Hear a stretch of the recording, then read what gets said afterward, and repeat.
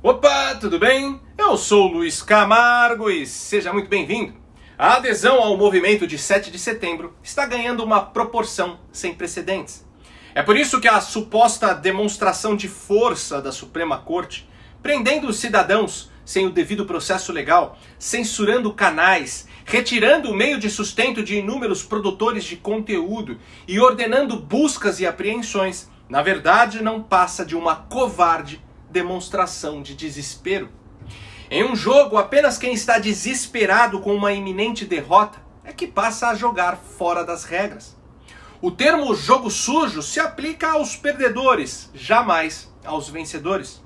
No entanto, quanto mais colocam dificuldades para o que está prestes a acontecer no dia 7, dia em que o brasileiro sairá às ruas para proclamar uma segunda independência do país, mais o movimento se agiganta.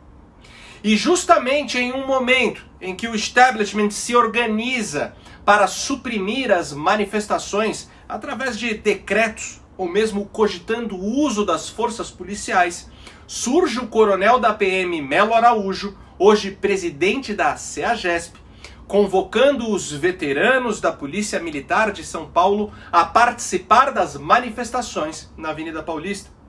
Ele lembrou que o 1º Batalhão da Polícia de Choque Tobias de Aguiar, a famosa Rota de São Paulo, participou de momentos históricos do Brasil, como a Guerra de Canudos.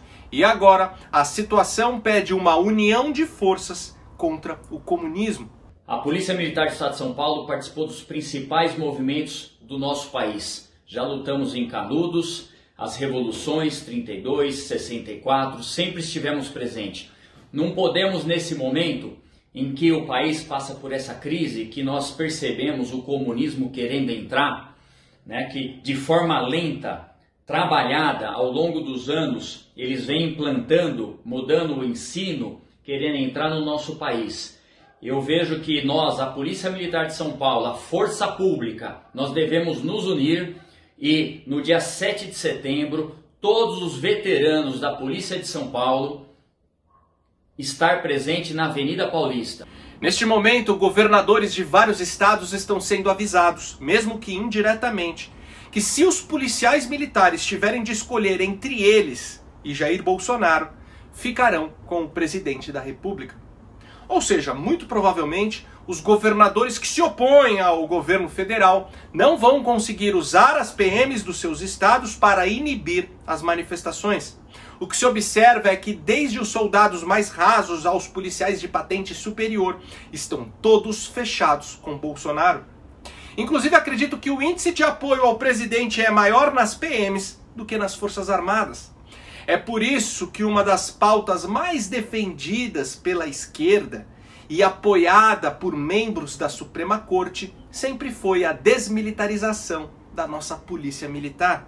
Eu defendo bastante a ideia da desmilitarização da polícia. O que é isso? Primeiro, deixar uma coisa clara, desmilitarizar a polícia não é desarmar a polícia, né? O que é óbvio, né? Você não vai dar um estilingue para a polícia e se vira, né? Desmilitarização não tem nada a ver com desarmamento. Vou deixar isso claro porque essa maldade se produz nos meios de comunicação e na internet principalmente. Não tem nada a ver uma coisa com a outra.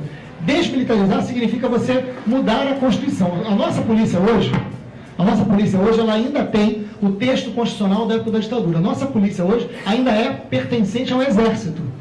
A nossa polícia militar ainda pertence ao Exército, é um braço do Exército, na lei, na Constituição. É isso, tem que acabar. No Brasil, as Forças Armadas é a instituição que em um período de crise serve para manter a ordem e a segurança da população. Sempre que se fala em intervenção militar é porque estamos em uma situação crítica.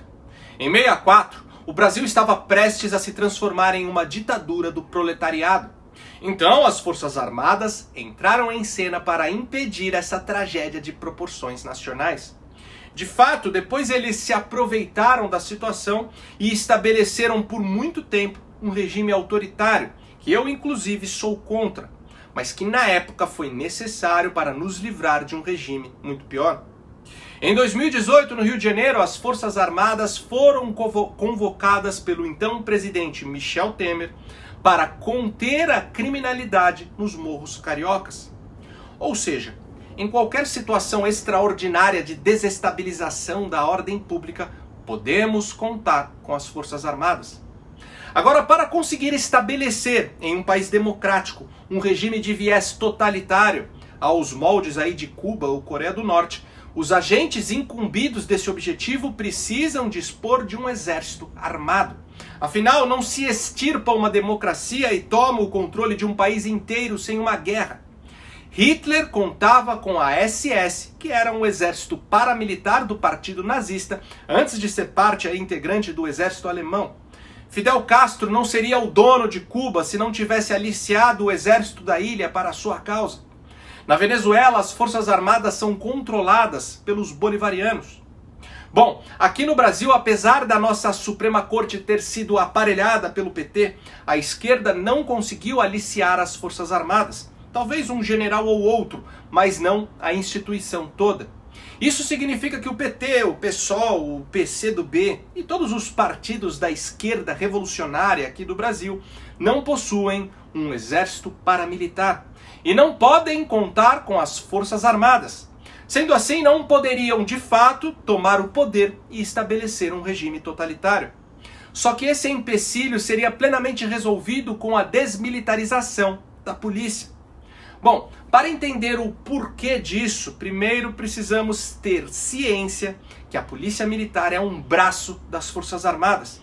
Apesar de estar sob a tutela dos governos estaduais, em última instância, a PM responde para as Forças Armadas. É por isso que recebe o nome de Polícia Militar. E o que a esquerda de fato almeja com a desmilitarização é muito simples. Eles querem a sindicalização da corporação. Retirado o militarismo, que proíbe a ideologia e o partidarismo político, o controle passaria para os sindicatos. E isso significa todo o contingente policial na mão da esquerda. Pode ter certeza que no dia seguinte à desmilitarização, as centrais sindicais teriam o total controle das armas remanescentes dentro de uma sociedade que foi estrategicamente desarmada. Com isso, eles contariam com um exército muito maior que o das Forças Armadas, que em um confronto poderia ficar em desvantagem. Resumindo, eles teriam exatamente aquilo que não tiveram em 64, e que por conta disso, na época, seus anseios revolucionários foram todos frustrados.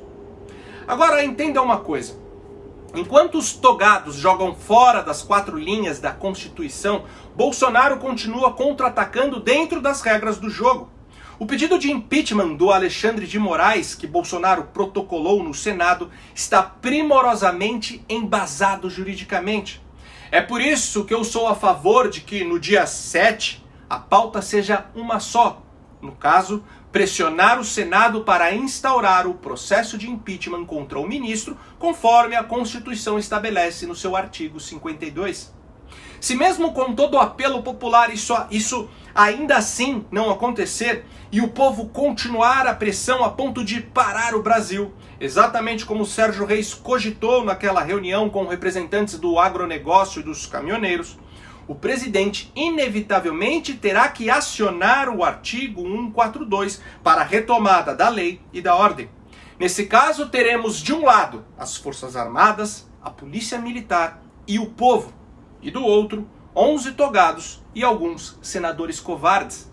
E nesse cenário, qual lado você acha que levaria vantagem? Entendeu agora por que a Suprema Corte e todo o establishment estão desesperados com o que pode acontecer a partir do dia 7 de setembro? Entendeu agora por que a sua participação nesse movimento é a base de tudo? Não é a PM, as Forças Armadas, o Bolsonaro ou o Congresso. Somos nós. Desde que o mundo é mundo, os tiranos fazem de tudo para o povo não perceber a força que tem. E por hoje é isso aí. Curte e compartilha ao máximo esse vídeo. Deixa aqui nos comentários a sua opinião. Ou deixa só um alô mesmo, pois isso ajuda demais na nossa relevância. Confere se você continua inscrito no canal. Aciona o sininho das notificações. E diante de toda essa perseguição que os canais conservadores estão sofrendo, se você gosta do meu trabalho, se você acha importante ter esses vídeos aqui no YouTube e puder ajudar a manter esse canal em plena atividade, contribuindo com qualquer valor, nem que seja com R$1, O link do nosso Apoia-se está aqui na descrição.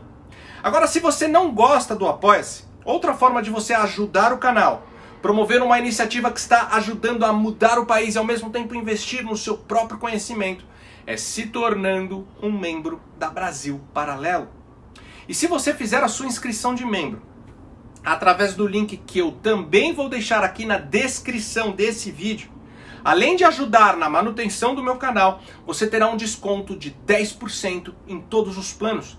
A partir de R$ 9,00, só R$ 9,00, você já poderá se tornar um membro da Brasil Paralelo e ter acesso a conteúdos exclusivos, como a versão estendida dos documentários com as entrevistas completas, guias de estudo, e-books, entre outros materiais que vão abrir os teus olhos e te trazer muito conhecimento.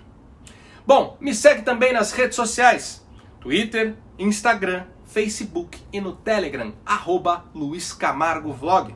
Então até o próximo vídeo, valeu!